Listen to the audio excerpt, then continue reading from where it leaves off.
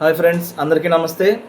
Essential టీచింగ్స్లో భాగంగా మనం ఆనందం నుంచి ఎలా దూరం అయ్యాము అనే విషయం మీద లక్ష్మీమాత ఇస్తున్నటువంటి మెసేజ్ ఈరోజు నేను మీతో షేర్ చేసుకోవాలనుకుంటున్నాను. సాక్షాత్ శ్రీ మహాలక్ష్మీదేవి మనకు మెసేజెస్ అందిస్తూ ఉన్నారు. ఈ కుంభరాశి యుగంలో ప్రస్తుతం ఉన్న మానవులందరూ కూడా చాలా దుఃఖంలో జీవిస్తూ ఉన్నారు. ఆ దుఃఖంలో నుంచి బయటపడటానికి అమ్మ మనతో కనెక్ట్ అయ్యి మన మధ్యలో ఎనర్జీ రూపకంగా ఉన్నారు.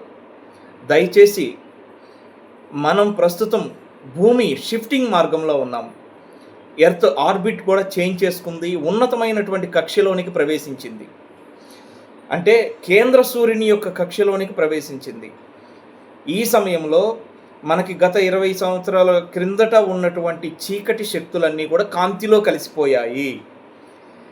ఇప్పుడు శ్రీ మహాలక్ష్మీదేవితో పాటు ఎంతోమంది పురోగమనం చెందిన దేవతలు అందరూ కూడా ఈ భూమి మీద దుఃఖాన్ని తొలగించడానికి మెసేజెస్ ఇస్తున్నారు, సహాయం చేస్తున్నారు.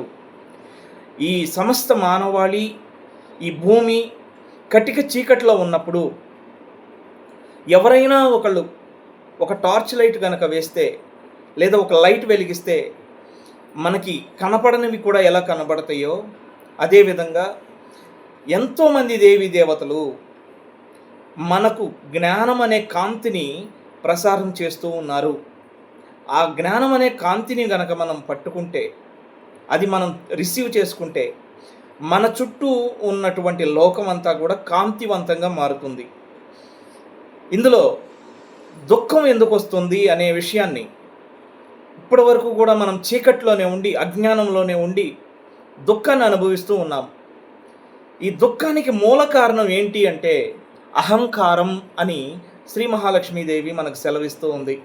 అహం, నేను ఎదుటి వాళ్ళకంటే తక్కువగా ఉన్నాను అనేది కూడా అహమే. నేను ఎదుటి వాళ్ళకంటే గొప్పగా బ్రతకాలి అనేది కూడా అహమే.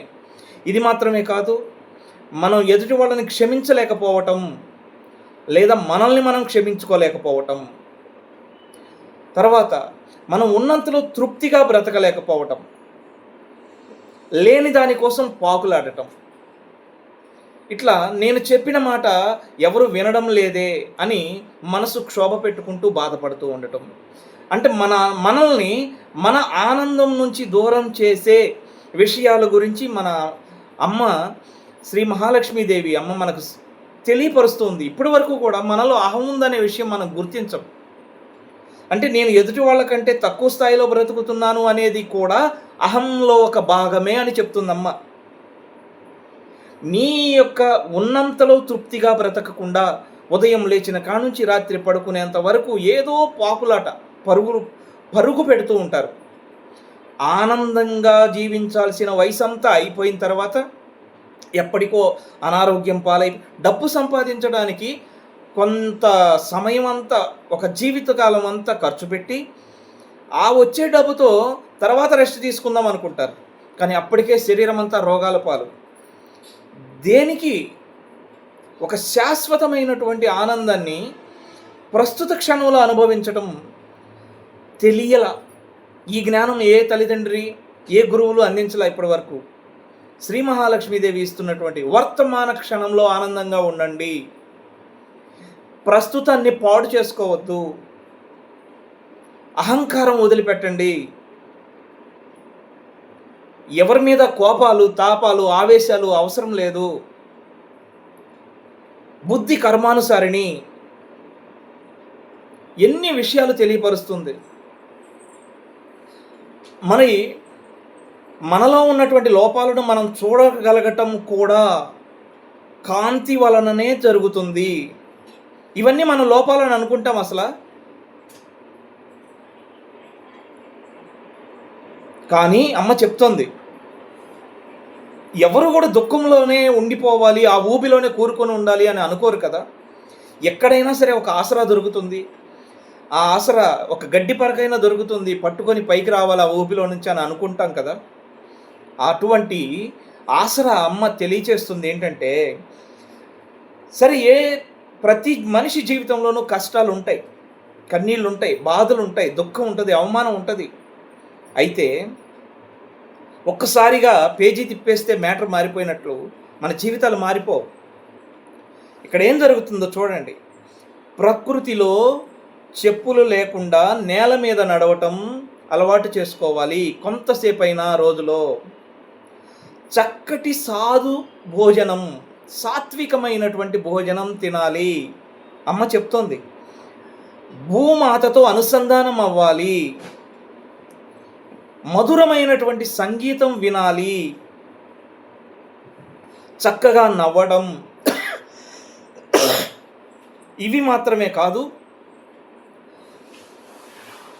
పొలంలో మనం స్వయంగా పండించుకున్నటువంటి ఆహారాన్ని స్వయంగా వండుకొని తినడం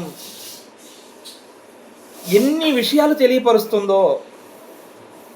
ఎదుటి వాళ్ళు మనకు నచ్చలేదు, ఆ నచ్చని విషయాన్ని మనం యాక్సెప్ట్ చేయాలి. నువ్వు ఇలా ఉంటేనే నువ్వు నాకు నచ్చుతావు అని కండిషన్ పెట్టడం, ఇవన్నీ ఎదుటి వాళ్ళు ఇప్పుడు నాకు ఈ కలర్ షర్ట్ నచ్చింది, నేను కొనుక్కున్నాను. నేను రెడ్ కలర్ కొనుక్కోవాలని ఇంకొకరు నన్ను ప్రెజర్ పెడితే ఎట్లా? నేను రెడ్ కలర్ షర్ట్ కొనుక్కోలేదని వాళ్ళు మనసుకు క్షోభ పెట్టుకుంటే ఎట్లా?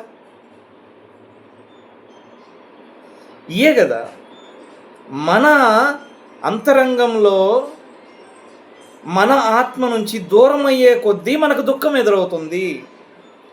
మనతో మనం ఉండటం, మన ఆత్మతో మనం ఉండటం, మన పరమానందంతో మనం కలిసి ఉండటం ఒకటే. ఇప్పుడు ఒక చెట్టుని వాటేసుకొని ఉన్నాను, ఆ చెట్టు నన్ను వదలట్లేదు అని ఆ చెట్టును వాటేసుకొని నేను కదలకుండా ఆ చెట్టుకున్నటువంటి చీమలు అన్నీ నన్ను గిచ్చుతున్నాయి, నన్ను గాయపరుస్తున్నాయి. ఆ చెట్టుకున్న ముళ్ళు నన్ను గుచ్చుకుంటున్నాయి.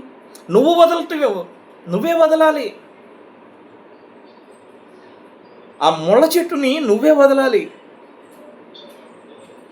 ఈ విధంగా మనం అమ్మవారి బోధలు అర్థం చేసుకుంటే ఎంతో చక్కగా మనం పరమానందంతో, మన ఆత్మతో మనం ఆనందంగా గడపగలుగుతాం. మరి ఈ మానవులందరూ ఎల్లప్పుడూ ఈ పరమానందాన్ని ఎందుకు అనుభూతి చెందరు? అమ్మ చెప్తోంది, ఎందుకంటే మానవులు తమ సొంత స్వభావాన్ని మర్చిపోయారు.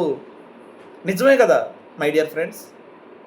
మానవులందరూ కూడా మన లోపల ఉన్నటువంటి పరమానందాన్ని, మన సహజ స్వభావాన్ని మర్చిపోయాము. చాలామంది బయట ఉన్నటువంటి సమృద్ధిని, ధనం వస్తే ఆనందంగా ఉంటా, మంచి ఉద్యోగం వస్తే ఆనందంగా ఉంటా, మంచి ఇల్లుంటే ఆనందంగా ఉంటా, పిల్లల మాట వింటే మేము ఆనందంగా ఉంటాం, అంటే మంచి బట్టలు ఉంటే ఆనందంగా ఉంటా, మంచి నగలు కొనుక్కుంటే ఆనందంగా ఉంటా. ఇవన్నీ బయట ఉన్నటువంటి వస్తువుల వల్ల వచ్చే ఆనందమే కదా. కానీ ఇది శాశ్వతంగా ఉంటుందా అంటే ఇది నిజమైన ఆనందం కాదు. బయట ఉన్నటువంటి వస్తువుల వలన కలిగిన ఆనందం కాబట్టి, బయట నుంచి వచ్చిన ఆనందం కాబట్టి అది బయటే ఉండిపోతుంది. మీరు నిజంగా ఆ ఆనందం వల్ల కలిగే శాంతిని, సమాధానాన్ని నీ లోపల పొందట్లా. అమ్మ ఏం చెప్తుందంటే, బయట ఉన్నటువంటి ఏది మీకు కూడా శాశ్వతమైన ఆనందాన్ని ఇవ్వదు, టెంపరరీయే ఏదైనా. తమ లోపల ఉన్న పరమానందాన్ని తెలుసుకోవడానికి, మన లోపల ఉన్నటువంటి పరమానందాన్ని తెలుసుకోవడానికి మన జీవితంలో కొన్ని సంఘటనలు ఎదురవుతాయి, వాటిని యాక్సెప్ట్ చేయాలి.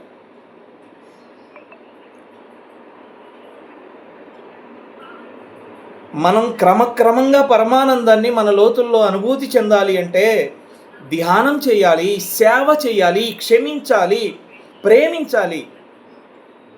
ఇది శ్రీ మహాదేవి లక్ష్మీ అమ్మ మనకు అందిస్తున్నటువంటి జ్ఞానం. ఈ నాలెడ్జ్ అందరికీ షేర్ చేయండి, సబ్స్క్రైబ్ చేయండి. Thank you very much.